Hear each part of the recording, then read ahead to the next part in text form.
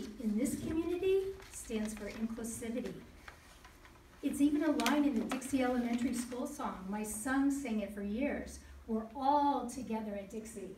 I mean, I couldn't think of a better school district that was so inclusive and so generous, you know, with everything for everybody.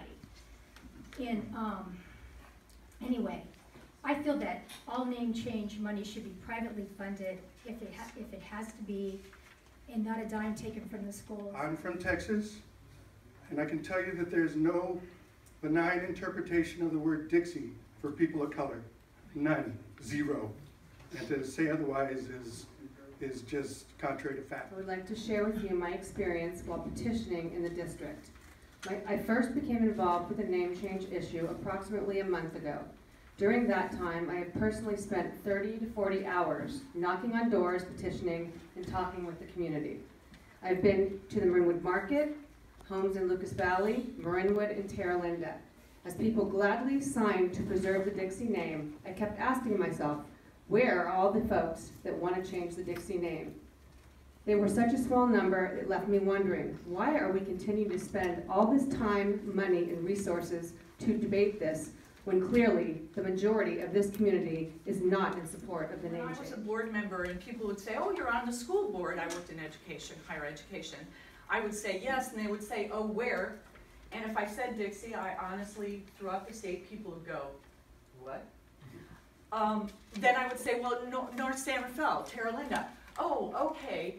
It just doesn't resonate. It doesn't mean who we are, and it didn't then, and I don't think it does now. Time with the way I was even introduced to this, you know, on a Facebook page and on Nextdoor, and it's really made it divisive for the community and very difficult to have any sort of conversation without a lot of emotion.